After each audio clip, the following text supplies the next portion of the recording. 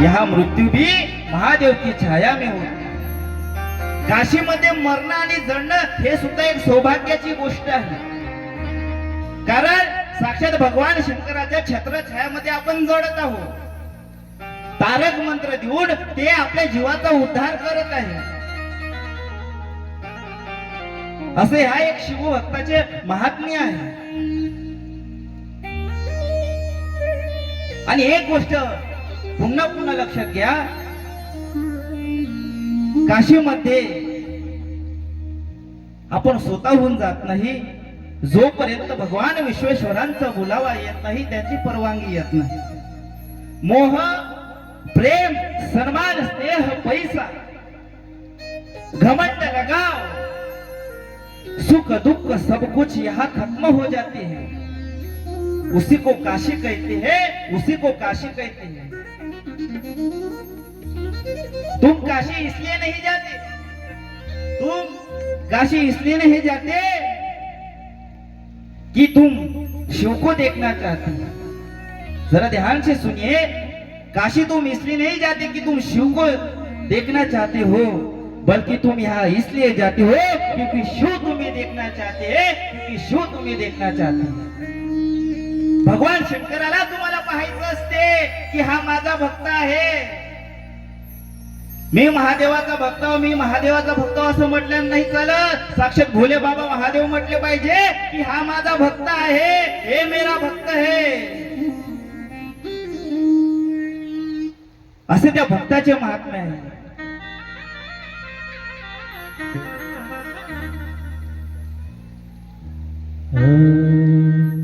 तेरे डमरू की धुन सुन के मैं काशी सर्वांनी भोले बाबाचं भजन कर. आई हूँ. तेरी डमरू की धुन सुन के मैं काशी में आया. तेरे डमरू की धुन सुन के मैं काशी नगरी आई हूँ. तेरी डमरू की धुन सुन कर मैं काशी नगरी आई हूँ.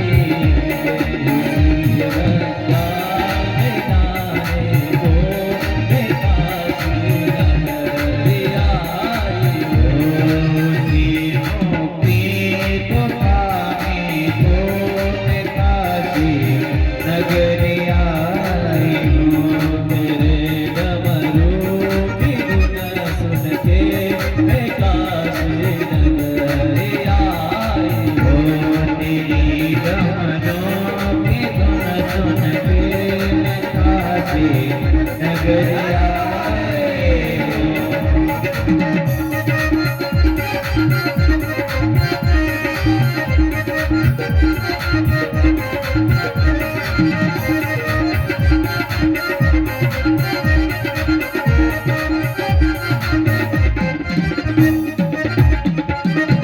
बोले काशी विश्वनाथ भगवान की असे काशी भगवान विश्वनाथ भगवंताचे महात्म्य आहे. त्यांच्या समीप गेल्यावर एक प्रेमाची अनुभूती होती. जलती चिताओं के बीच अगर सुकून मिल जाए, जलती चिताओं के बीच सुकून मिल जाए तो समझ जाना अंदर तुम्हारे मोह माया का सब बंधन दूर हो रहा है, सब बंधन दूर हो रहा है. मांस खाए और शिव पूजे, मांस खाए और शिव पूजे, इससे बड़ा ना पाप कोई, इससे बड़ा ना पाप कोई. हर जीव में जो शिव देखे इससे बड़ा ना जाए कोई, इससे बड़ा ना जाए कोई. जो प्रत्येक प्राणी मात्रामध्ये शिवाला पाहतो तोच खरा शिवभक्त आहे. नाही का? मांस खाऊन आपण सोमवारचा उपवास करतो, शनिवारचा उपवास करतो, मंगळवार देवीचा उपवास करतो, हनुमंताची आराधना करतो. जो प्रत्येक प्राणी मात्रामध्ये शिव पाहतो तोच खऱ्या अर्थाने शिवतत्वामध्ये समाविष्ट झालेला आहे. कहते हैं कि सामने, कहते हैं कि शिव के सामने रोया नहीं करते, कहते हैं कि शिव के सामने रोया नहीं करते. शिव ने पीड़ा खुद पर ले ली तो दिल दुखाने वाले तबाह हो जाएंगे, दिल दुखाने वाले तबाह हो जाएंगे. जर भगवान शंकराने आपल्या हृदयावर मनावर घेतले तो जो भगवान शिवाच्या भक्तावर अन्याय करत आहे, पीडा देत आहे, दुःख देत आहे, तो एका क्षणात भस्म होऊन जाणार, एका क्षणात तो बर्बाद होईल. इतकी भगवान शंकराची महिमा आहे. म्हणून क्यों जाऊं मैं कैलाश, जन मेरे शिव मुझे काशी में मिल गए. का मी बाकीचे तीर्थ फिरू, नाना तीर्थ भ्रमी, अनेक तीर्थ कशाला फिरू जर मला शिव काशीमध्ये मिळाला असेल, विश्वनाथ काशीमध्ये मिळाले असेल.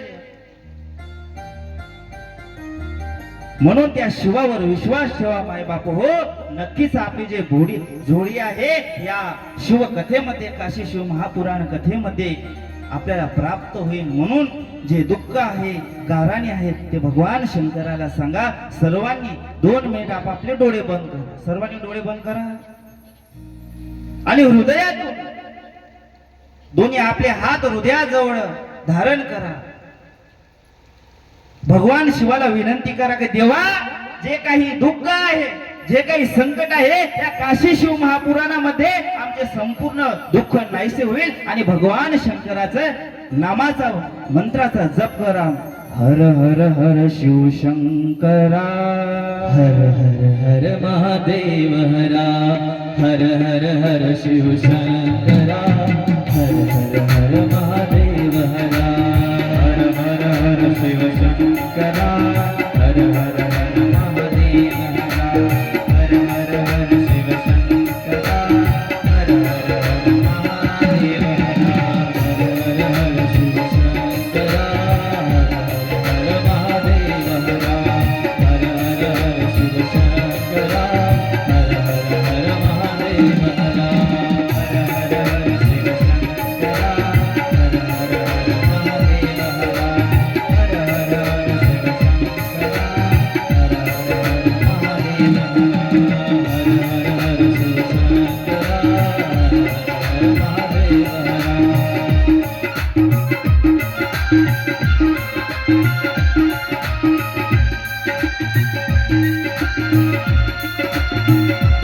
हरा.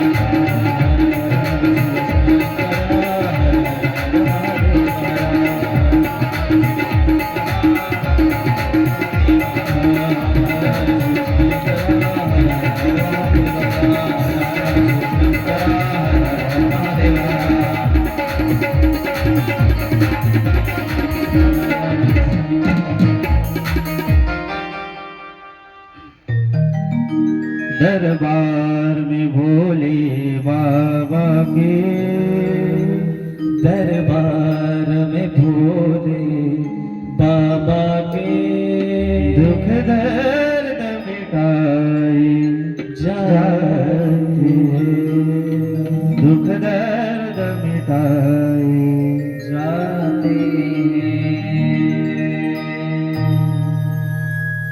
भगवान शिवाच्या दरबारामध्ये दुःख संकट हे क्षणात दूर केल्या जात. जो मृत्यू आहे ते सुद्धा क्षणात दूर होत. अशीच एक कथा काशी महात्म्यामध्ये येते. एक पोपट असतो. तो पोपट एका वनामध्ये एका झाडावर एक पेरू खात असते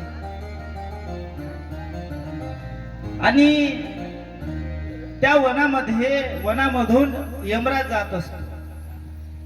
तर तो यमराज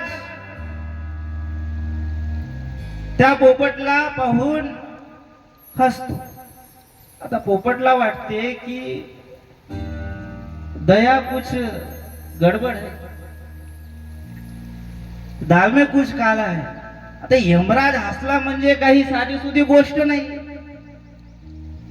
नक्कीच त्याची आता विकेट पडणार आहे. आता पोपट घाबरतो. आता भगवान विष्णूचा जो गरुड असते त्या पोपटाचा मित्र असते. आता संकटात मित्र येणार नाही तर कोण येणार? जय महाराज.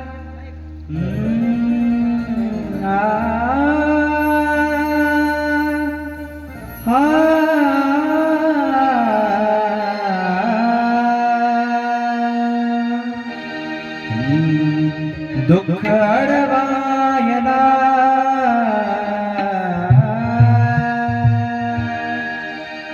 दुःख अडवायला उंबरासारखा मित्र बनव्यामध्ये गारव्यासारखा, मित्र बनव्यामध्ये गारव्यासारखा.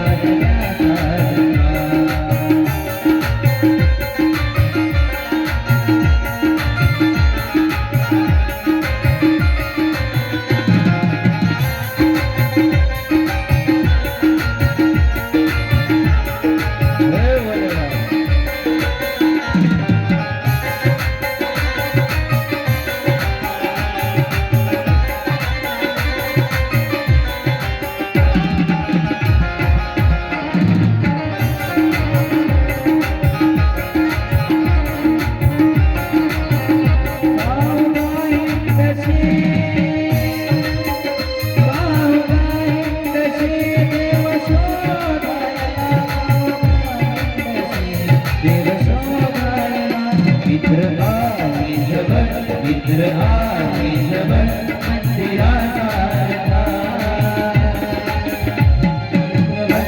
मित्र बनव्यामध्ये गारव्यासारखा, मित्र बनव्यामध्ये गारव्यासारखा.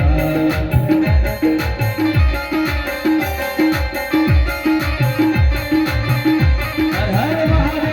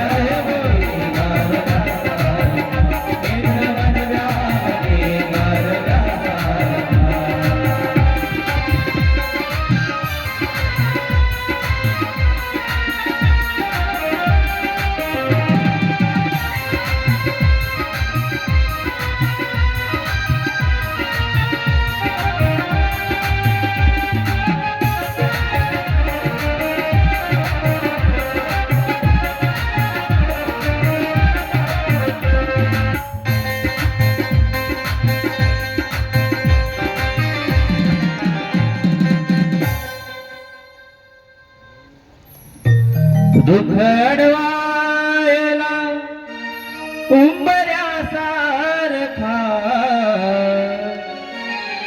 मित्र बनव्यामध्ये गारव्यासारखा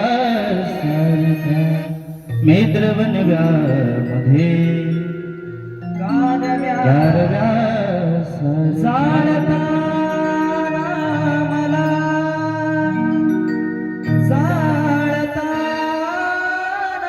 मला देह ठेवासा जाळताना मला देह ठेवासा हात खांद्यावरी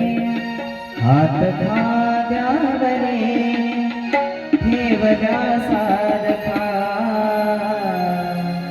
मित्र बनल्यामध्ये गारव्यासारखा मित्र बनल्यामध्ये गारव्यासारखा मित्र बनवायला उंबऱ्यासारखा दुःख अडवायला उंबऱ्यासारखा मित्र बनल्यामध्ये गारव्यासारखा मित्र बनल्यामध्ये गारव्यासारखा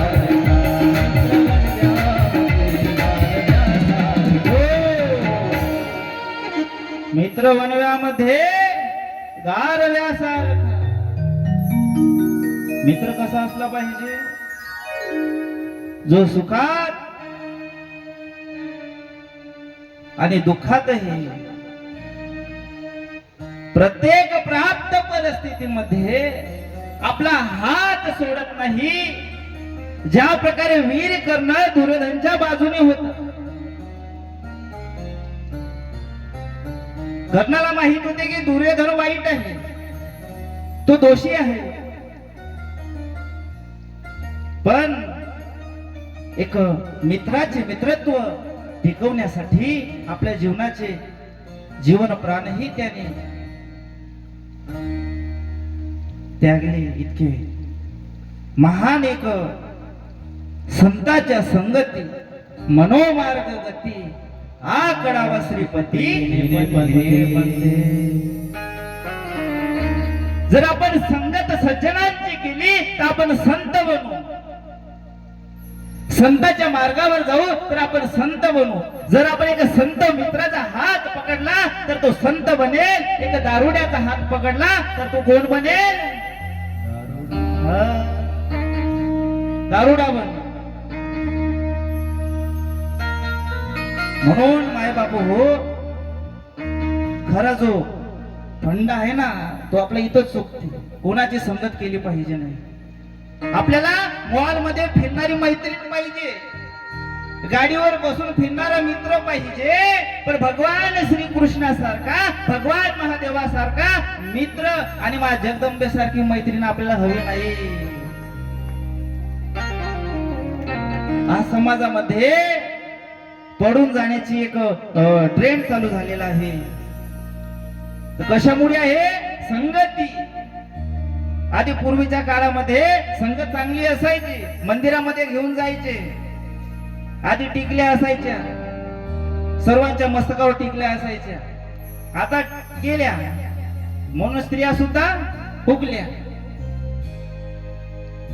आता आधीचे स्त्रिया टिकल्या लावायच्या म्हणून ते टिकायच्या. असा आज कलियुगामध्ये सत्य जाणव जाणा भंग सुटन देवांगना. कलियुगामध्ये आज शिक्षणाच्या नावावर व्यभिचार चालू आहे. प्रत्येक क्षेत्रामध्ये शिक्षण तर दूरच राहील. ज्यावेळी नालंदा विद्यापीठ खिलजी नावाच्या एका आक्रमक व्यक्तीने, राजाने आपल्या भारत देशामध्ये येऊन नालंदा नावाचे बिहार मधले सर्वात मोठे जे विद्यापीठ होते, ग्रंथालय होते, संपूर्ण देशातले जगातले ज्या ठिकाणी ग्रंथ ठेवले होते त्याने एका क्षणात एका माचीची काडी टाकून पेटवून दिली. आणि असं म्हटलं जाते की ते जे ग्रंथालय होते ते 6 महिने जळत राहिले. किती महिने? 6 महिने. एक दिवस त्या खिलजीला एक बिमारी झाली, एक रोग झाला. त्याने सर्व वैद्य बोलवले, डॉक्टर बोलावले, त्याचा रोग काही बरा झाला नाही. अफगाणिस्तानाहून बोलवले, इराक वरून बोलवले, ग्रीक वरून बोलावले, अमेरिकेमधून बोलावले, तरीही काही त्याचा रोग बरा होईल. त्यावेळी एकाने सल्ला दिला, मालक बादशाह, आपका जो ये रोग है इस धरती में कोई ठीक नहीं कर सकता, ये सिर्फ भारत के विद्वान पंडित ही कर सकते, वैद्य ही कर सकते. त्यावेळी खिलजीनं काय केलं, जे नालंदा विद्यापीठातले जे ब्राह्मण होते, वैद्य होते, त्यांना समोर बोलावण्यात आले. त्यांना सांगितले, माझा रोग बरा झाला नाही तर धडा वेगळे, तुमचे मस्तक वेगळे होईल. तुम्ही माझा रोग बरा, ठीक आहे, आम्ही तुमचा रोग बरा करतो. पण बादशाहने खिलजीने एक अट ठेवली की मी कोणता औषध घेणार नाही, मी कोणती जडीबुटी घेणार नाही, कोणता वापरा घेणार नाही, असंच तुम्ही माझा रोग बरा करा. ते पंडित म्हणाले, ठीक आहे, तुम्हाला सर्वात प्रिय काय आहे, सर्वात प्रिय ग्रंथ कोणता आहे तुमचा. त्या पंडितांनी त्या खिलजीला विचारले. खिलजी डायरेक्ट उत्तर देत आहे की माझा सर्वात प्रिय ग्रंथ आहे कुराण. तर ठीक आहे, आम्ही तुम्हाला उद्या कुराण देतो आणि सतत तुम्ही 5 महिने ते कुराण सतत वाचा, सकाळी सायंकाळी. खिलजीने तसेच केले. 1 पेज वाचायचा, तोंडाचा थुका घ्यायचा, पेज पलटवायचा, असे 5 महिने त्याने सतत केले आणि 5 महिन्यानंतर त्या खिलजीचा रोग बरा झाला. त्याने त्याच्या मंत्र्याला बोलवले, माझा रोग कसा बरा झाला, बोलवा त्या पंडिताला. त्या पंडिताला समोर समक्ष उभे केले. मी कोणती जडीबुटी घेतली नाही, कोणतं औषध घेतलं नाही, मग माझा रोग बरा कसा झाला. त्यावेळी पंडिताने उत्तर दिलं की आमच्या हिंदू धर्मामध्ये जे आम्हाला वेद शिकवले आहे, जे कला शिकवली आहे, जे ज्ञान शिकवले आहे, त्याच्या माध्यमातून आम्ही त्या पानाला असे औषध लावले होते की तुम्ही तुमच्या तोंडातला थुका बोट साठत होते आणि ऑटोमॅटिकली औषधी तुमच्या मुखामधून पोटामध्ये जात होती आणि 5 महिन्यामध्ये तुमचा रोग बरा झाला. असे जे ज्ञान, चातुर्य, चतुर्पती ज्ञान दया द्याहो मज देवा, असे चातुर्य कुठं आहे, हे फक्त केवळ आपल्या हिंदू ग्रंथामध्येच आहे. खिलजीला वाटले हे आपल्यासाठी धोका आहे, आपण भारतावर स्वारी करू शकत नाही, भारतावर विजय प्राप्त करू शकत नाही. तर काय केले खिलजीने, संपूर्ण जो नालंदा विद्यापीठाचं जे ग्रंथालय आहे ते पेटवून टाकले आणि 6 महिने सतत तसंच ते ग्रंथालय पेटत राहिलं. असे आपल्या भारताचे महात्म्य आहे. भारत देश आपला साधा सुद्धा नाही आहे. जहाँ डाल डाल पर सोने, जहाँ डाल डाल पर सोने की चिड़िया करती है बसेरा, ओ भारत देश है मेरा, ओ भारत देश है मेरा. जहाँ डाल डाल पर सोने की चिड़िया करती है बसेरा, ओ भारत देश है मेरा, ओ भारत देश है मेरा.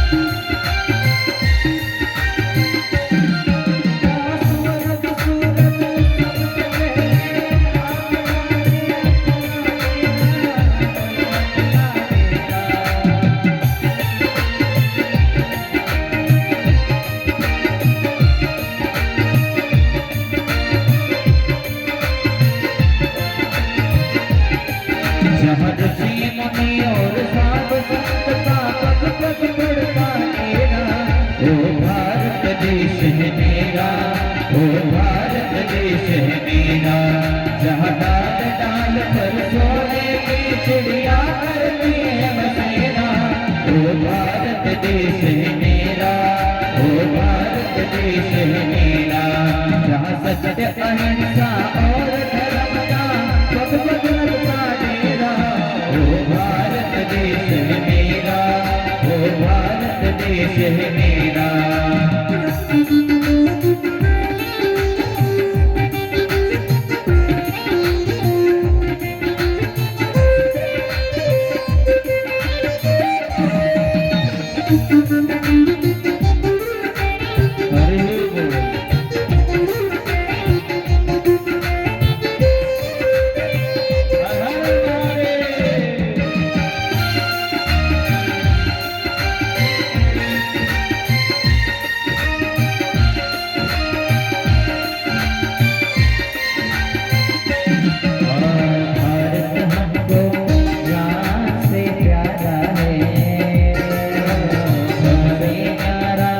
देश हमारा है,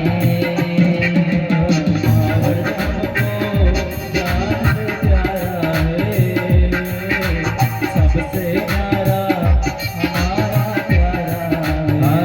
जन्मभूमि है हमारी शान से कहेंगे हम, सभी तो भाई भाई प्यार से रहेंगे हम।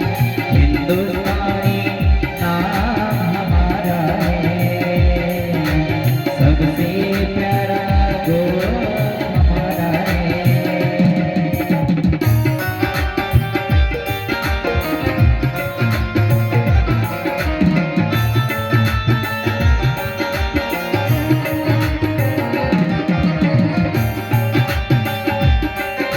जय हो, हरे हो।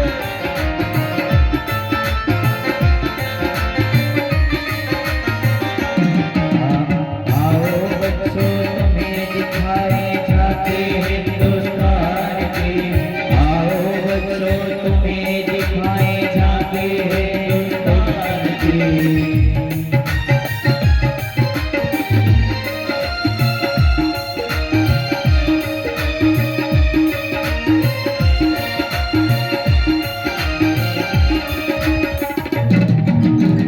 बोले काशी विश्वनाथ भगवान की जय, भारत माता की छत्रपति शिवाजी महाराज की, छत्रपति संभाजी महाराज की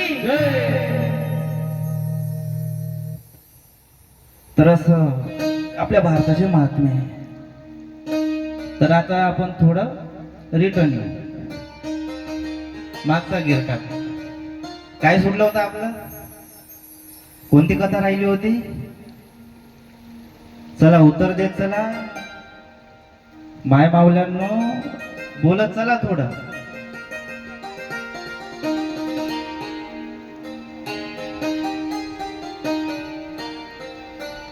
संतांच्या संगतीत जायचं.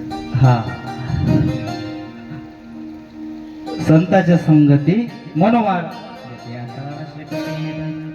हाँ संतन के संग लगा रे, तेरी अच्छी बनेगी।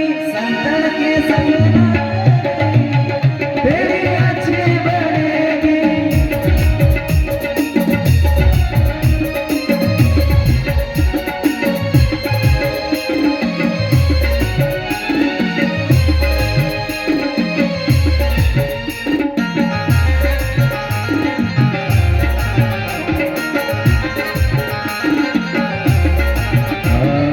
अच्छी बनेगी तेरी बिगड़ी बनेगी।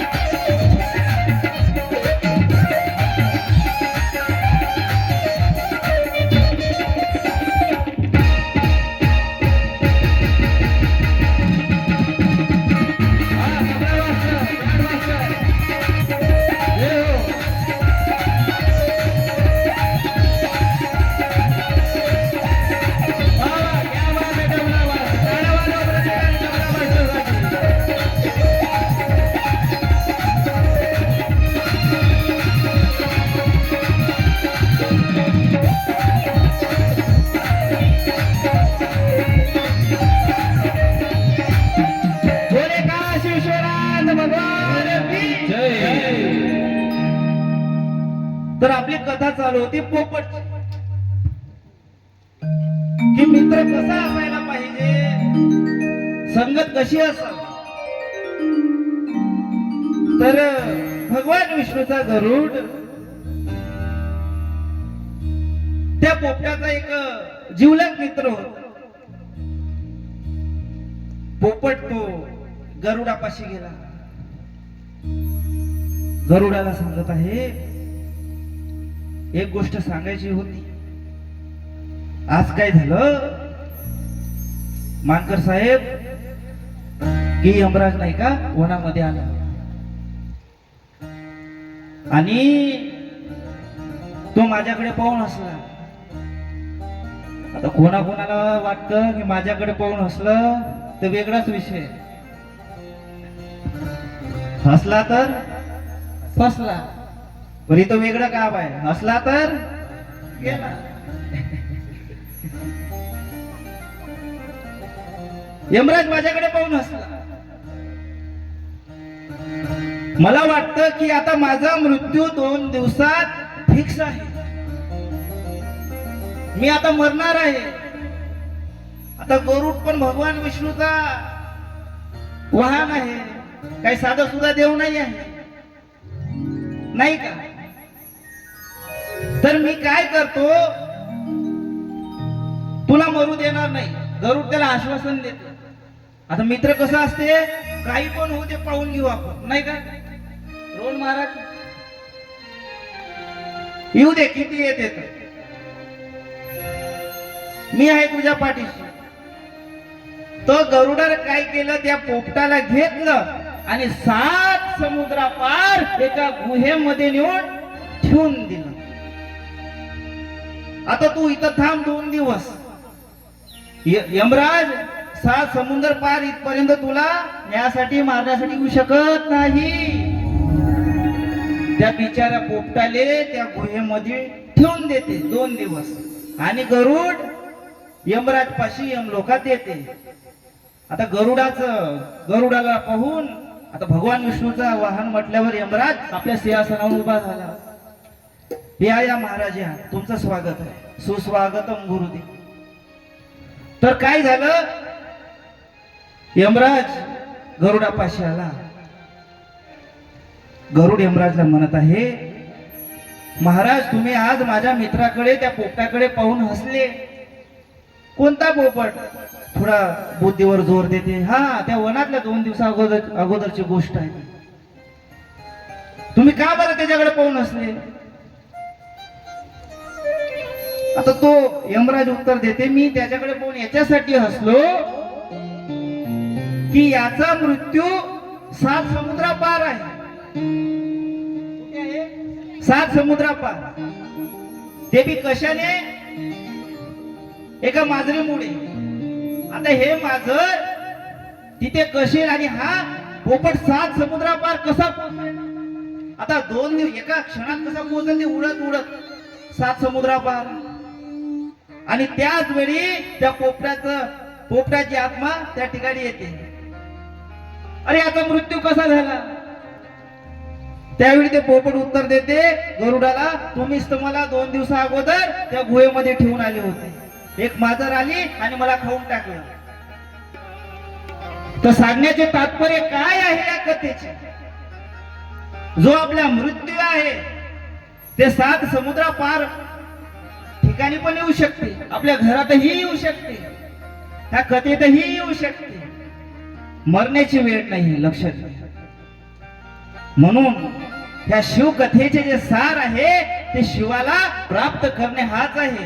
मृत्यू तर आपल्या क्षणोक्षणी वाट पाहतच आहे. घडी घडी काळ वाट याची पाही, घडी घडी काळ वाट याची पाही, घडी घडी काळ वाट याची पाही, घडी घडी काळ वाट याची पाही. घडी घडी काळ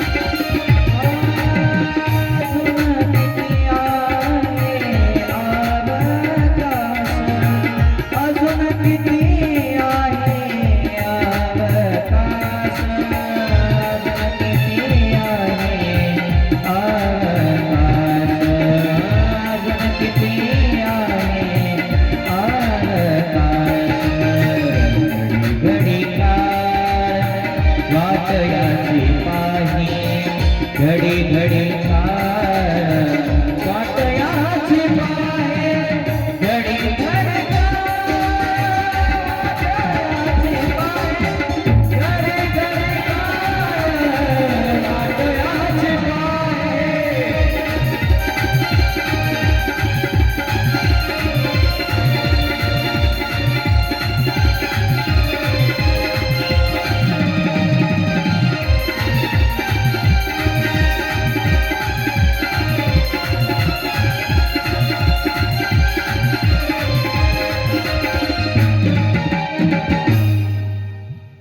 कोणती घडी केव्हा येईल ते आपल्याला ठाऊक नाही. म्हणून शिवकथेमध्ये येत चला. आपल्याला श्रीमद भागवत कथा कुठेही सहज कोणत्याही युट्यूब चॅनलवर किंवा कोणत्याही गावात कोणत्या स्थळी आपल्याला श्रवण करायला मिळेल. पण ही जी काशीची गंगा आहे, श्री काशी शिव महापुराण कथा, हे फक्त केवळ एकच वेळा होईल.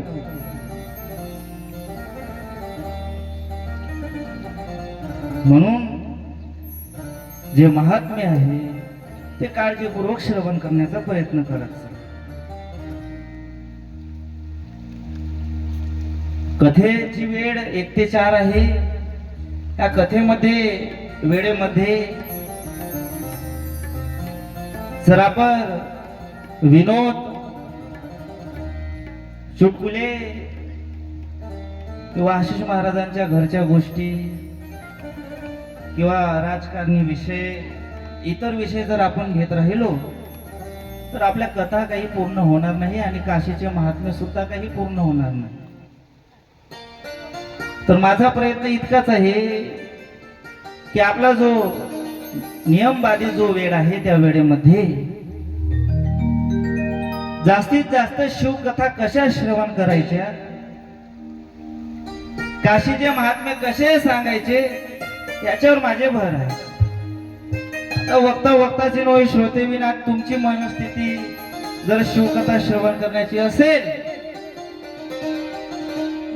तर ही कथा योग्य होईल. तसे आमच्या घाटी घाटातले जे महिला मंडळ आहे, अभ्यासू वर्ग आहे, सर्वांमध्ये जिज्ञासा आहे की शिव काय आहे. मग इतक्या उन्हामध्ये सुद्धा कथा श्रवण करण्यासाठी आलेली आहे आणि कमी संख्येत ना आले, बरोबर, लय भारी संख्येमध्ये आले. कारण शिवाने आपल्याला ह्या दरबारापर्यंत आणलेले आहे. आपण भगवान शिवाच्या शिवालयामध्ये जात असतो, भगवान शिवाच्या शिवालयावर आपले मस्तक टेकवतो, तर त्याने आपले जे काही दोष आहे, जे काही संकट आहे, ते भगवान शंकर क्षणात दूर करतात.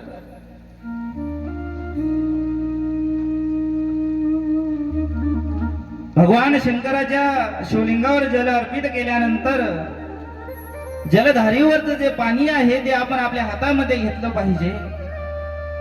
सर्वप्रथम आपल्या मस्तकाला लावलं पाहिजे, त्यानंतर आपल्या डोळ्याला लावलं पाहिजे आणि तिसरी वेळा आपल्या कंठाला लावले पाहिजे. तर महाराज याने काय होता,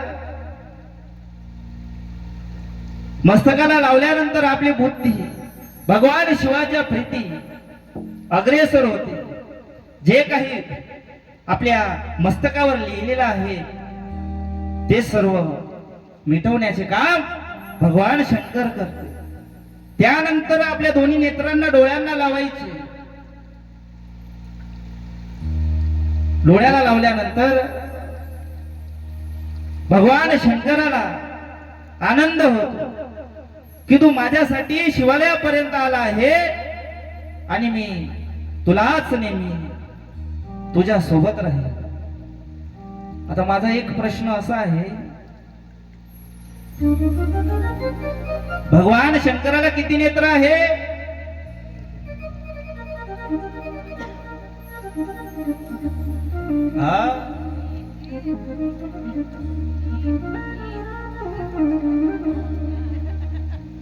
साइन लँग्वेज समजते का?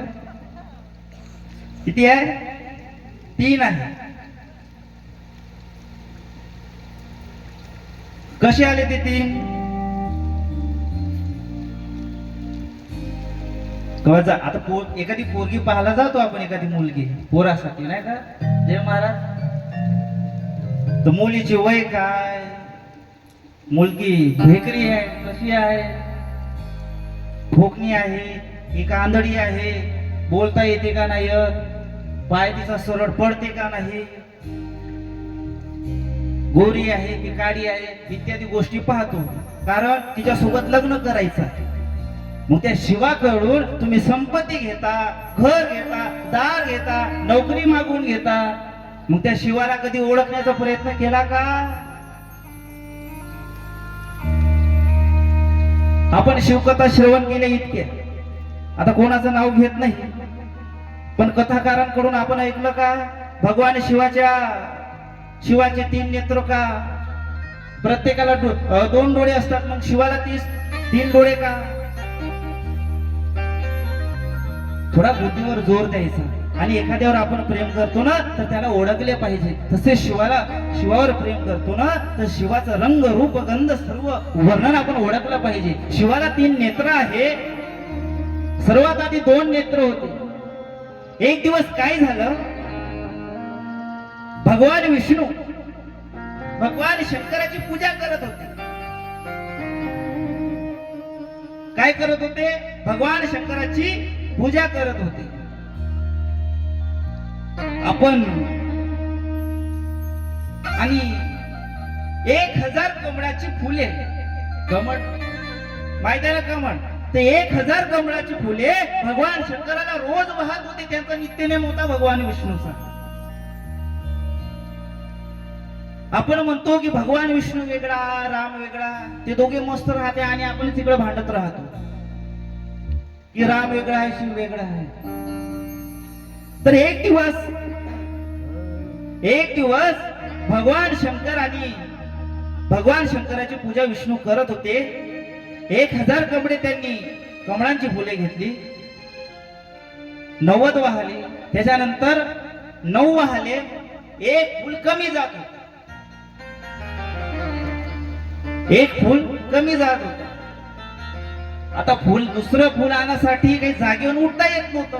आता पूजेचा नियम असं सांगतं शिवमहापुराण की आपण शिवाची पूजा करताना एक वेळा आपल्या आसनावर ग्रहण झालो की पुन्हा उठायचं नाही. आणि भगवान विष्णूने सुद्धा तसंच केलं. नियमानुसार आपल्या जागेवर उठले नाही.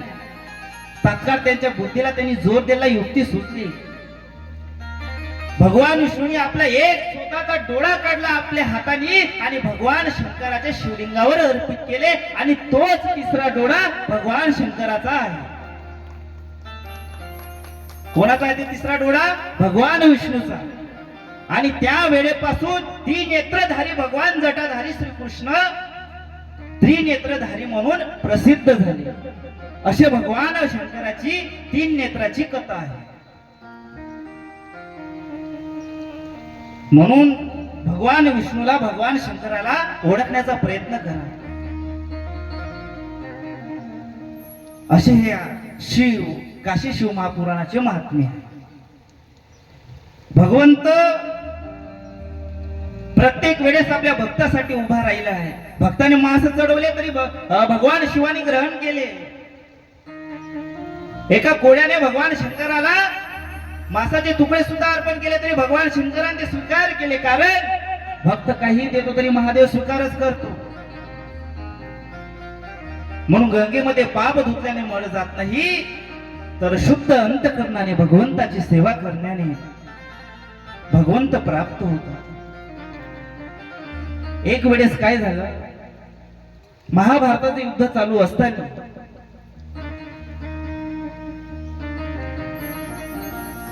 घटोत्कच याचा मुलगा बर्बरी, याला असे वरदान होते, असे शक्ती त्याच्या पाशी होत्या की तू ज्याही सेनेच्या बाजूने उभा राहशील ते सेना विजयी होईल. जे सेना हरत असेल त्या सेनेकडे तू उभा राहिला, त्याच्या बाजूने जर गेला तर ते सेना विजय होईल. आता पाचही पांडव महाभारताचं युद्ध जिंकत होते. दुर्योधनाची सेना हारत होती. आता हारणाऱ्या सेनेकडे बर्बरीक जाणार होता. मात्र तो पांडवांकडून होता, पण त्याला वरदानच असं होतं, जो हारेल त्याच्याकडे तूच असेल. आणि बर्बरीक पाशी 3 बाण होते, जे त्याने आपल्या वरदानाद्वारे प्राप्त करून घेतले होते भगवान महादेवांकडून, की ह्या 3 बाणामध्ये तू संपूर्ण युद्ध जिंकशील महाभारताचं. मग डायरेक्ट पांडव हारणार होते. आता त्यावेळेस पांडवाचा वकील कोण होता? कृष्ण. आता काही लोक प्रश्न करतात, महाराज वकील लोक तर खोटे बोलतात. पण आता भगवान कृष्णाने सुद्धा धर्माच्या नीतीसाठी, धर्म रक्षते रक्षिता, धर्माच्या संस्थापनेसाठी छळचा उपयोग केला. कारण काय होतं, धर्माची स्थापना करायची होती. वकील आधीपासून चालू आहे, आताच नाही आहे. तर विषय असा आहे की आता कृष्णाने युक्ती रचली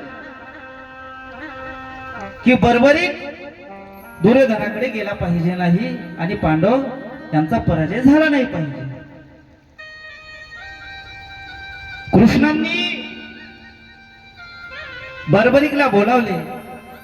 बर्बरीक कृष्णापाशी आले एका वनामध्ये आणि त्याला सांगितलं की हे एक झाड आहे पिंपळाचं, त्या तिन्ही झाडाच्या पिंपळाच्या 3ही पानाला तू बाण मार. एकही पान त्या वृक्षाचं राहिलं पाहिजे नाही. तुझ्या 3ही बाणानं पूर्ण पान त्या पिंपळाच्या झाडाचे जळाले पाहिजे. बर्बरीने एक बाण काढले, मारले, अर्ध झाड जळालं. दुसरा बाण काढला, पूर्ण झाड जळालं. आता एक त्या पिंपळाच्या झाडाचं पान भगवान कृष्णाने खाली पाडलं आणि आपल्या अंगठ्याच्या खाली दाबून ठेवलं. भगवान कृष्णाने काय युक्ती रचली होती की झाडाचे संपूर्ण पान जळाले पाहिजे. आता तिसरा बाण अंतर्धान केला बर्बरीकने, तर भगवान श्रीकृष्णाच्या पायापाशी जाऊन तो शांत झाला. अशा प्रकारे बर्बरीकचे 3ही बाण व्यर्थ गेले. त्यावेळेस भगवान कृष्णाने सांगितलं की तुझं जे मस्तक आहे, तुझं जे हे मस्तक आहे ते मला पाहिजे. त्यावेळे बरोबरीने काय घेतलं, आपल्या हातातली तलवार घेतली आणि धडा वेगळं सर वेगळं केलं आणि आपल्या हाताने भगवान श्रीकृष्णाच्या चरण कमलापाशी ते मस्तक ठेवून दिलं. भगवान कृष्ण प्रसन्न झाले आणि भगवान कृष्णांनी बरोबरीला वरदान दिले की तू जिवंत होशील, तू अमर होशील. बरोबरीने कृष्णाला सांगितले की देवा माझी इच्छा आहे की युद्धामध्ये सहभाग घ्यायचा. कृष्णाने सांगितलं ठीक आहे, तू युद्धामध्ये तू एक मात्र असा व्यक्ती होशील की महाभारताच्या शेवटपर्यंत संपूर्ण महाभारताचं साक्षी होशील. आणि एका उंच अशा डोंगरावर बरोबरीचं मस्तक त्या ठिकाणी कायमचं वास्तविक झालं. आणि तेच राजस्थान मध्ये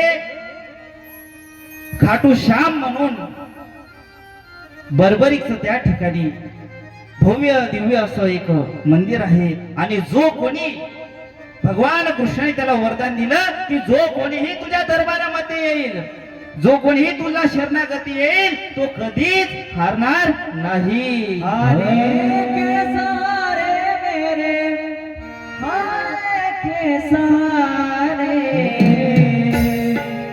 अंधेरों की नगरी से कैसे मैं पार जाऊं, श्याम अब लेने आजा, हौसला हार न जाऊं. श्याम आजा, तीन बाण के धारे तीन बाण चलाओ ना, मुश्किल में दास तेरा बदल दिया ना.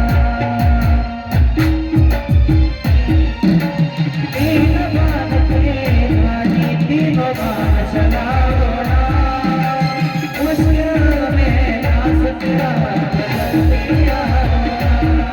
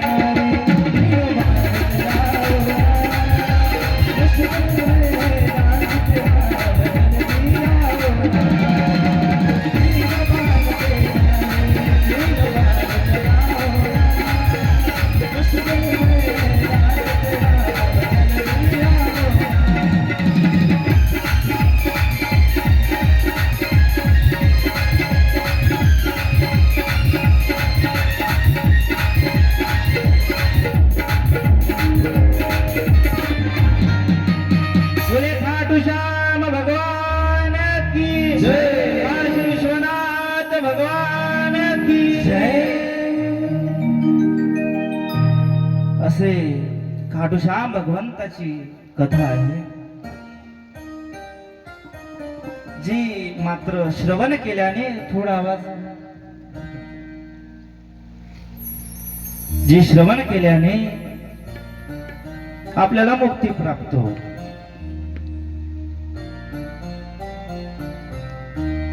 काशी क्षेत्रामध्ये पंचक्रोशी 3 दिवसाची यात्रा असते. त्या पंचक्रोशी यात्रेमध्ये जर आपण 3 दिवस सतत ती यात्रा केली तर महादेव भगवंताचं, विश्वनाथ भगवंताचं दर्शन आपल्याला होते. भगवान विश्वनाथांचा जो दरबार आहे, जे मंदिर आहे, जे शिवलिंग आहे ते ईशान्य दिशेकडे आहे. कोणत्या दिशेकडे आहे?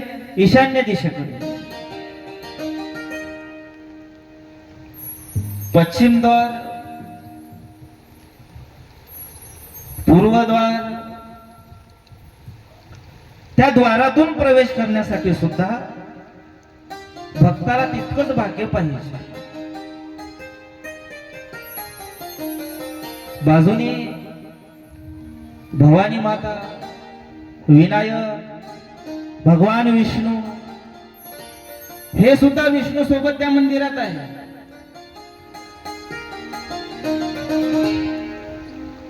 काशीमध्ये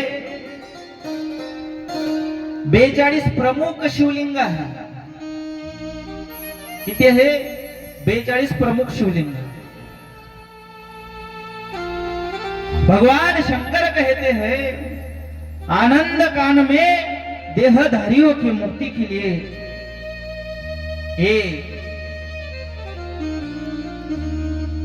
42 शिवलिंगापैकी 14 जे आहे ते आत्मकल्याण करणारे, जलद गतीने प्राप्त होणारे.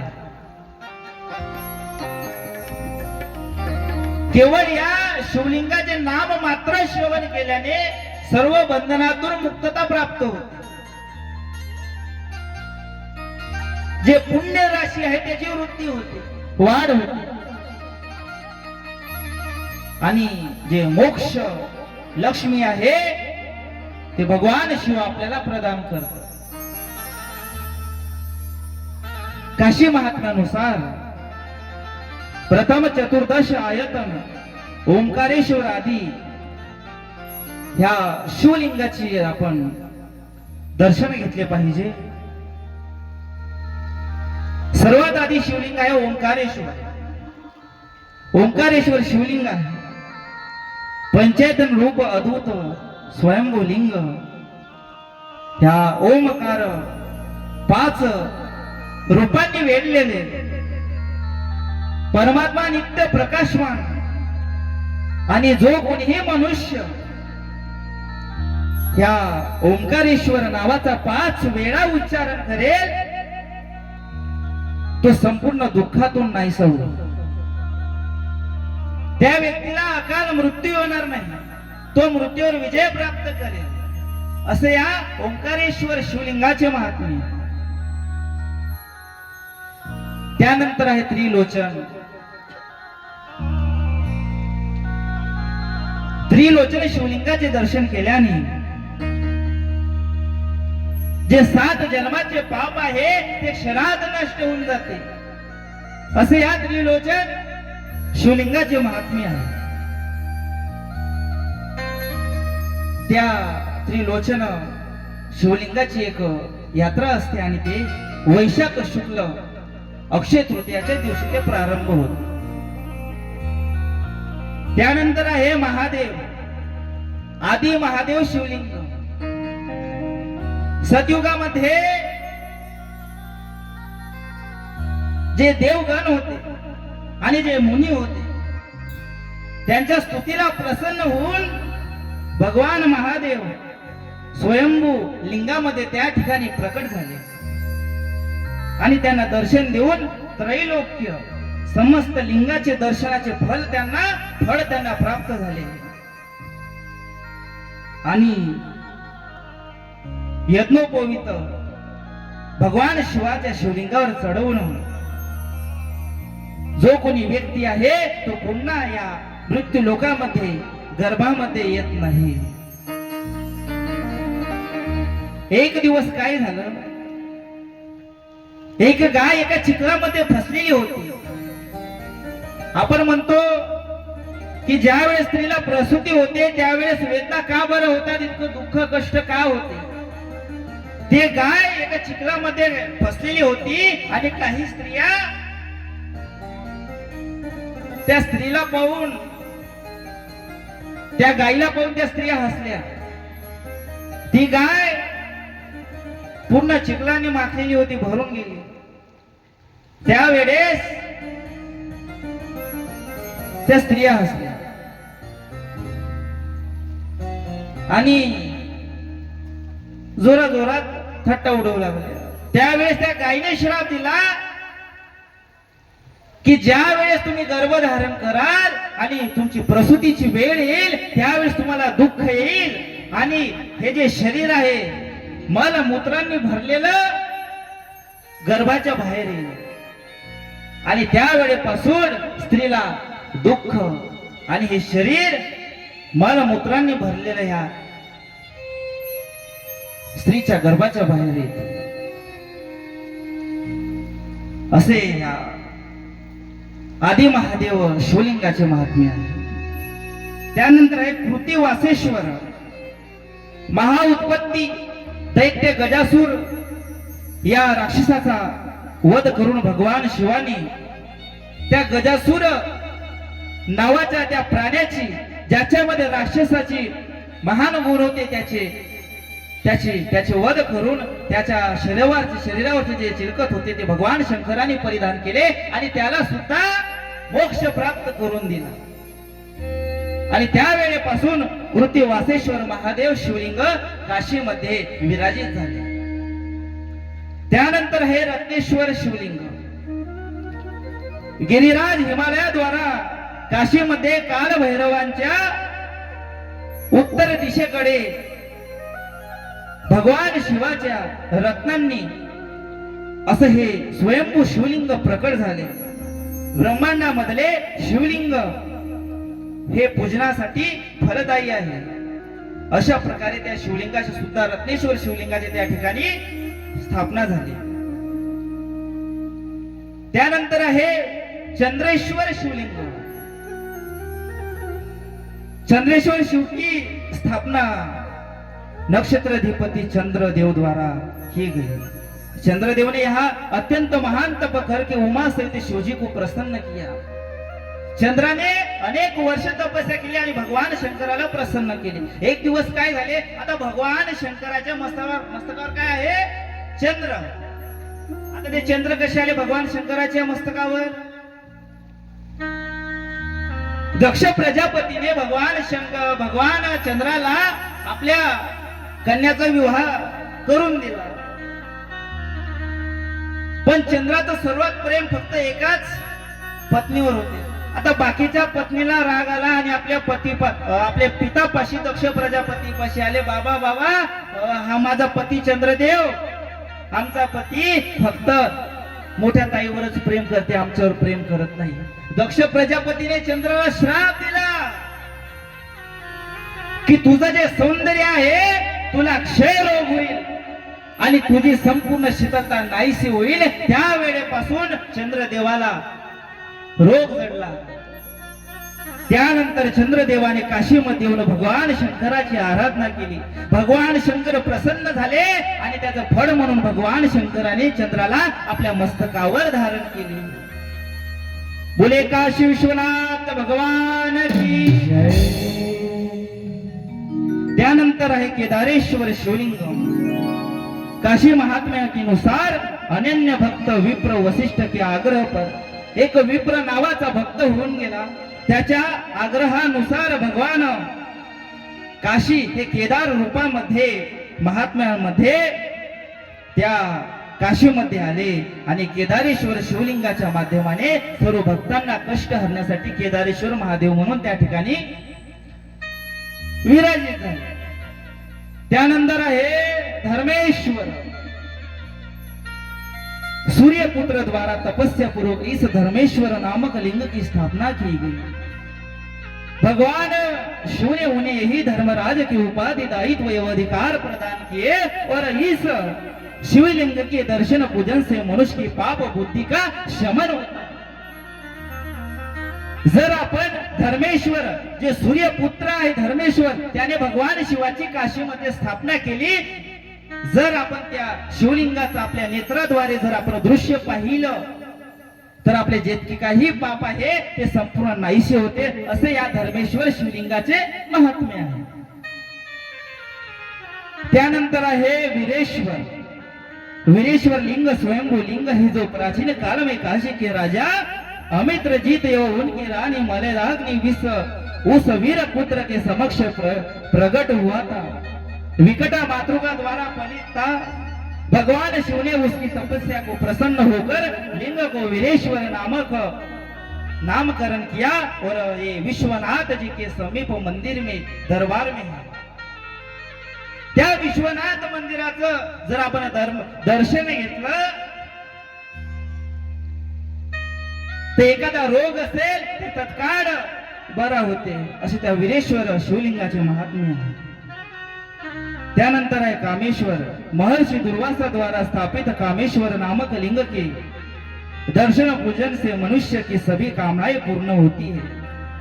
जो व्यक्ति के दोष ब्रह्म हत्या, गौ हत्या, सर्प हत्या, लक्षात घ्या, एखाद्याने सर्प मारला असेल तर त्याचे दोष कुठेच नाही. फक्त त्या शिवलिंगावर आपण जर जल अभिषेक केला, दुग्ध अभिषेक केला तर आपले संपूर्ण दोष नाहीसे होतात, असे या कामेश्वर शिवलिंगाचे महात्म्य आहे. आणि त्यानंतर विश्वकर्मेश्वर शिवलिंगाची स्थापना आहे. त्वष्टा नामक प्रजापति के पुत्र श्री विश्वकर्मा जी द्वारा स्थापित इस लिंग के दर्शन पूजन से मनुष्य की सद्बुद्धि प्राप्त होती है तथा मुक्ति पदावर आरूढ़ हो जाता है. जीवन में पद पद में मनोरथ पूर्ण हो जाता है. इस शिवलिंग दर्शन से मात्र ह्या शिवलिंगाचं आपण दर्शन केलं तरी आपले जीवनातले जे काही मुक्ती आहे, सद्बुद्धी आहे, ते आपल्याला प्राप्त होते, असं या शिवलिंगाचं महात्म्य आहे. आता या शिवलिंगाचं स्थान कुठे आहे लक्षात घ्या. जे हनुमान फाटक आहे त्याच्या समोर गेल्यानंतर एक गोलगड्ड क्षेत्र आहे, त्या ठिकाणी ते स्थित आहे. काशीमध्ये प्रवेश केल्यानंतर एक चौक आहे, एक चौराहा है, उसका नाम क्या है?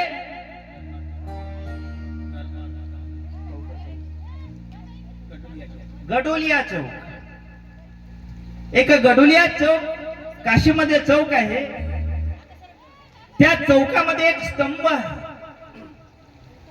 काय आहे? स्तंभ आहे, नाही का ज्ञानेश्वर दादा? त्या स्तंभावर एक नंदी आहे वर विराजित.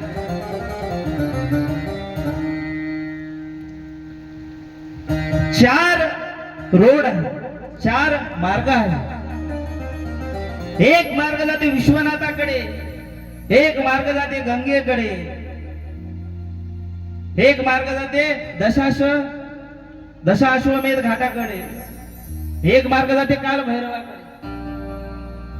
चारही मार्गाचा वेगळा अर्थ आहे.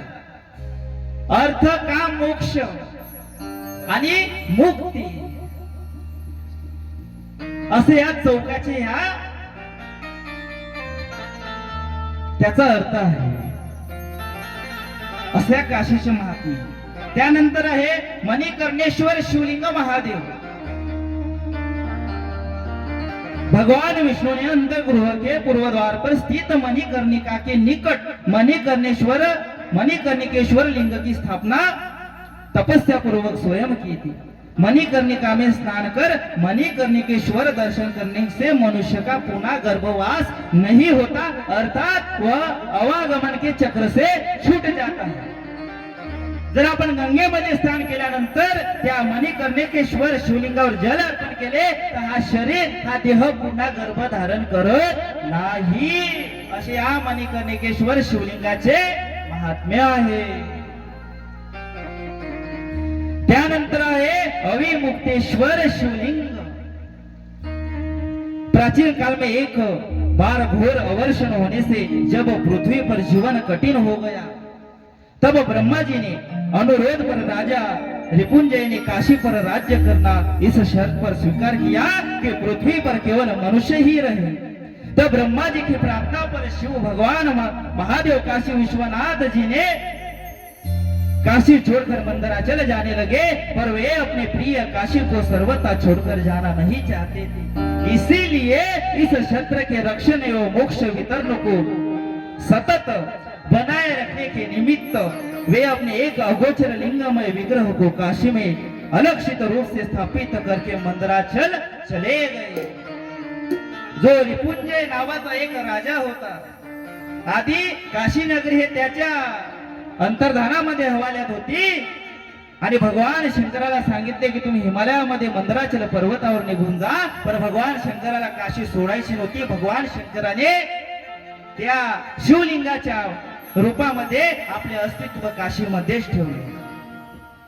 शिव द्वारा इस आनंद कानन का कभी त्याग न करने के कारण यह क्षेत्र अविमुक्त कहलाया तथा वह अलक्षित लिंग ही अविमुक्तेश्वर कहलाया.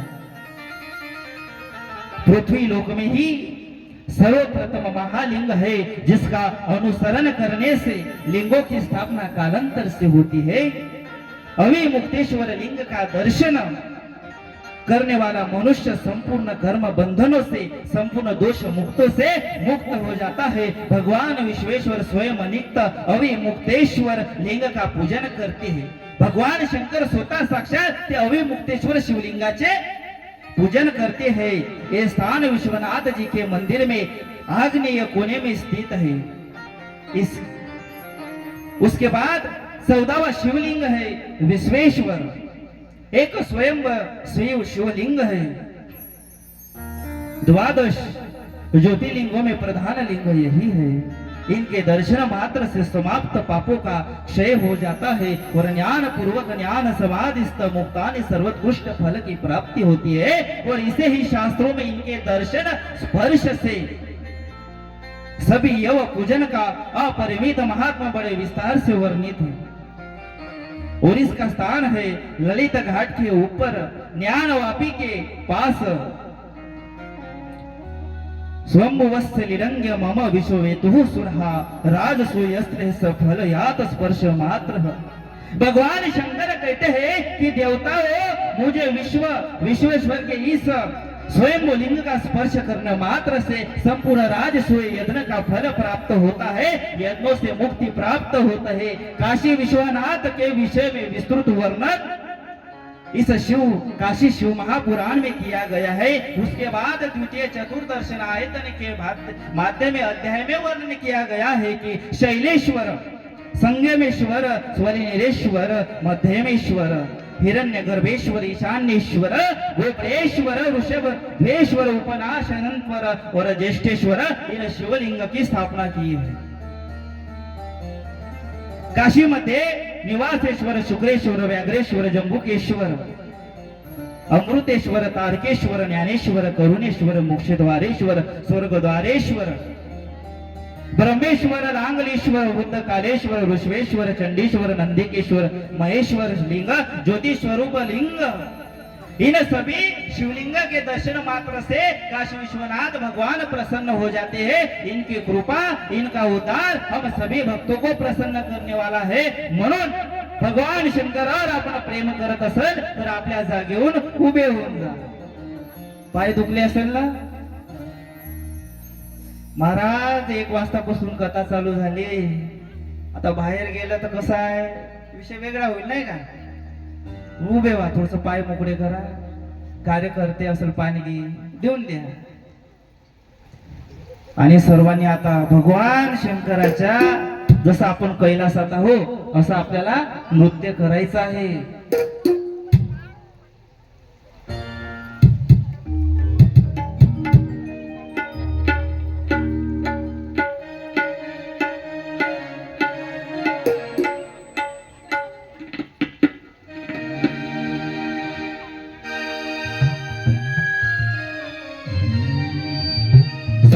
नृत्य करायचं आहे भोले बाबाच्या आनंदामध्ये.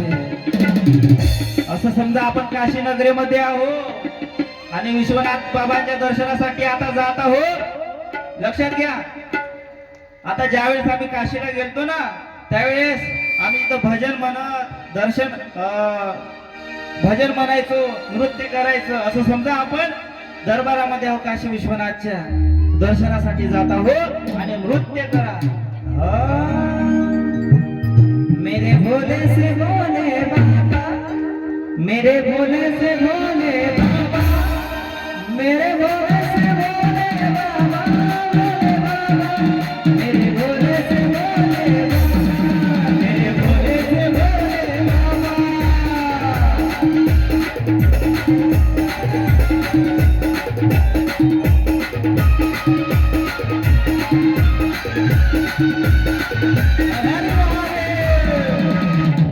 बड़े भाव से, बड़े भाव से.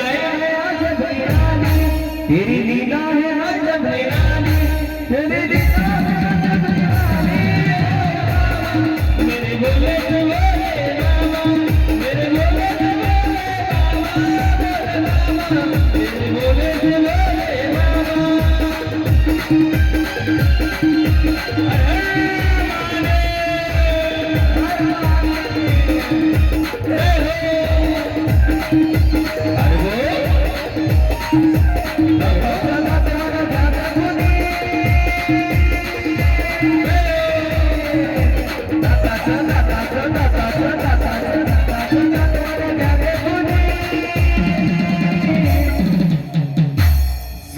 घ्या,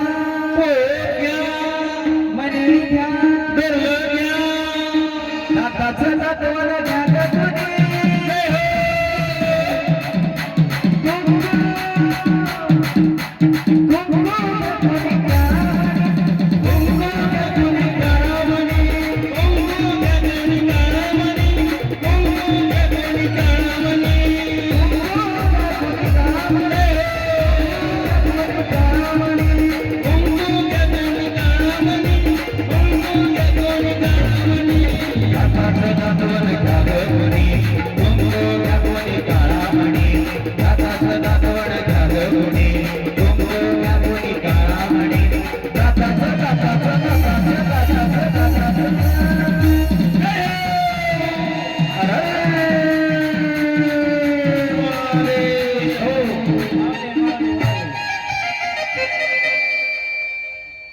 आपण कुठे आहोत? कोणतं नगर आहे? घाटंजी नाही आहे, हे काशी आहे. असं समजा कि आपण काशी मध्ये आहो. सर्वने हाथ वर करा. सभी लोग अब अपने हाथ ऊपर करेंगे और भगवान भोले बाबा विश्वनाथ के दरबार में ऐसे ठुमके लगाएंगे, ऐसे ठुमके लगाएंगे कि मेरा डमरू वाला भी हाथ में डमरू लेके, एक हाथ में त्रिशूल और एक हाथ में डमरू लेके, जैसे कैलाश पर नृत्य करते हैं ऐसे मेरे भोले बाबा नृत्य करेंगे. मेरे भोले से भोले बाबा, मेरे भोले से भोले. सभी हाथ एक ताली, एक ताली. मेरे भोले से भोले बाबा, मेरे भोले से भोले बाबा, मेरे भोले से भोले बाबा. हरि बोल.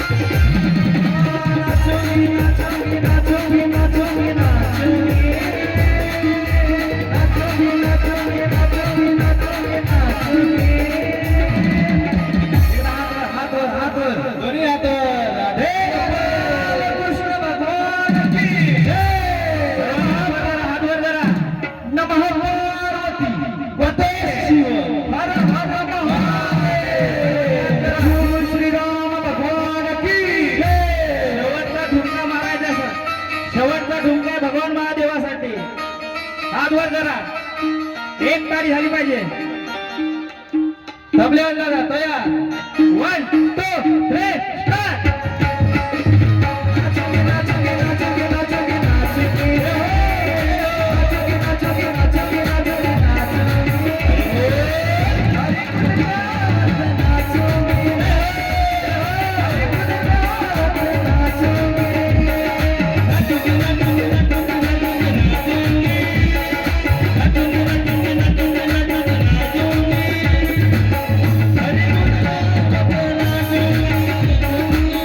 हरे गुजरात नाचोगे. नाचोगे नाचोगे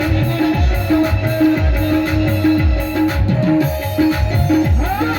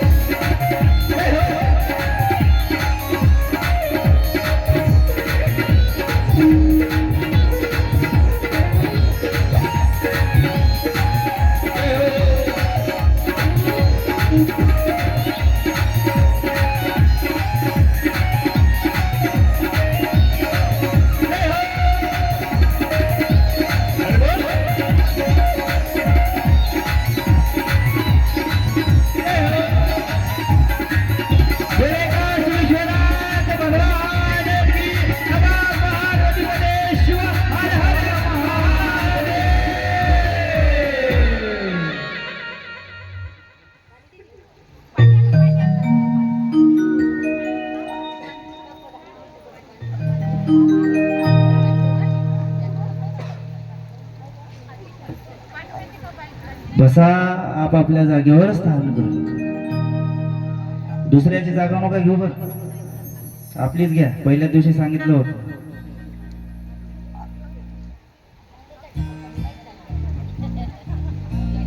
शिवकथा. भगवान काशी विश्वेश्वर भगवान काशी विश्वनाथ की कथा. जो आनंद इस संसार में कहीं और नहीं, वो आनंद इस शिव कथा में. एक बात ध्यान से सुनिए.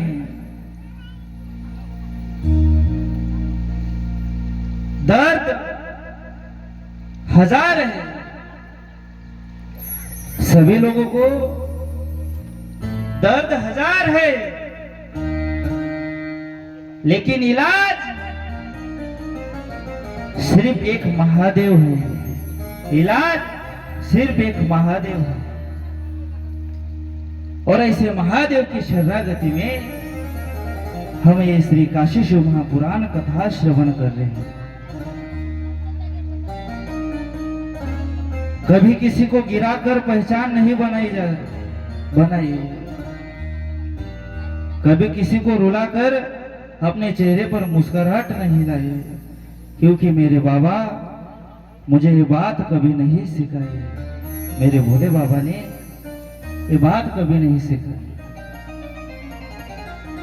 एखाद्या दुःख व्यक्तीवर असेल तर त्याच्या चेहऱ्यावर आपण आनंद आणला पाहिजे,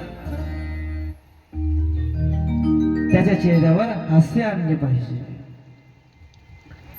असे हे काशी शिव महापुराणाचे महात्म्य. तशी अशीच एक कथा. आता वेळ झालेली आहे, 4 वाजले आहे, अजून झाकी सुद्धा बाकी आहे. एक कथा घेऊ का नाही सांगा. आता तुम्ही म्हणसाल तर घेतो, नाही तर राहू देऊ. घ्यायची का नाही? हो किंवा नाही उत्तर द्या. जाऊ द्या, आवाज निघत नाही तर हातच वर करा.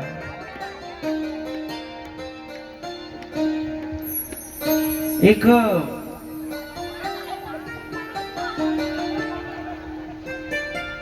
खूप वेळ्या आधी काळाच्या आधी काशीमध्ये, काशीच्या गल्ल्यामध्ये एक अनाथ मुलगा,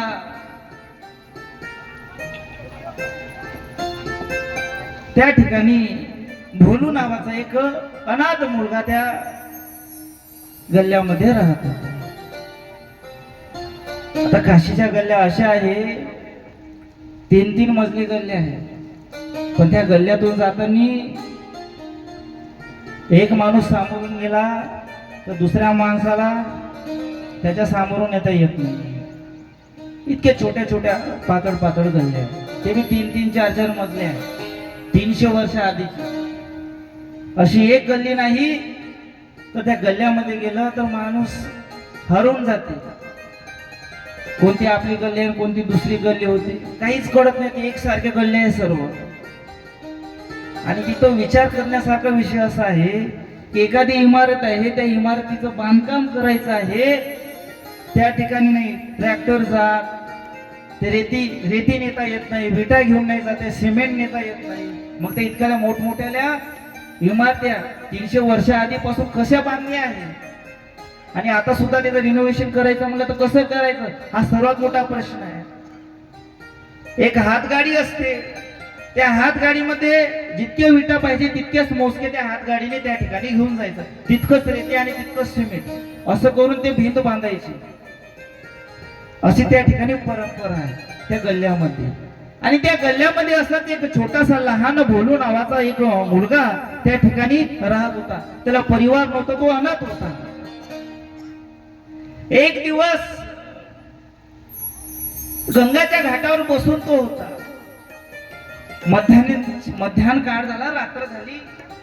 12-1च्या दरम्यामध्ये काही ऋषी त्या घाटावरून त्याला जाताना दिसले आणि त्यांनी त्या त्या भोलूने त्या संन्यासाला विचारलं, त्या ऋषींना विचारलं, बाबा तुम्ही इतक्या रात्री मध्यरात्री कुठे जात आहात?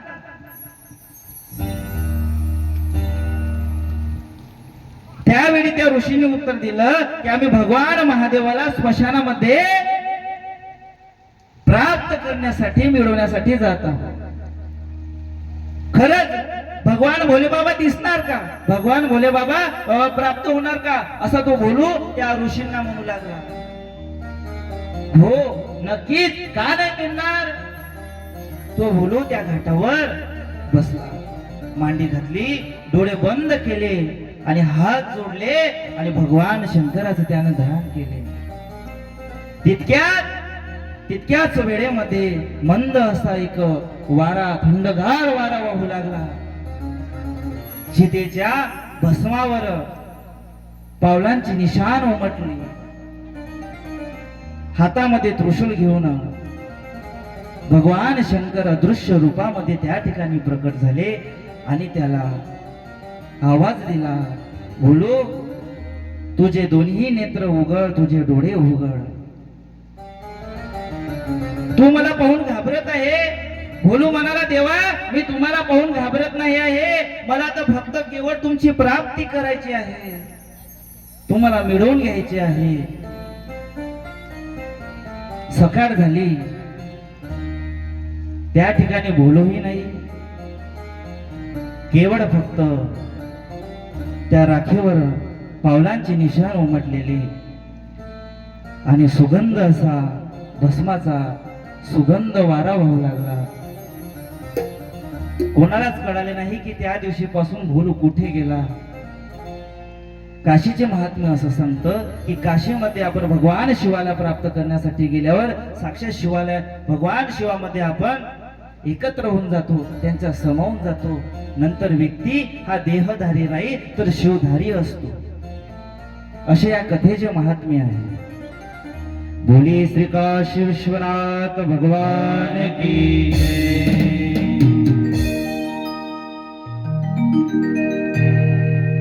त्यानंतर एक कथा काशी शिव महापुराणामध्ये येत आहे.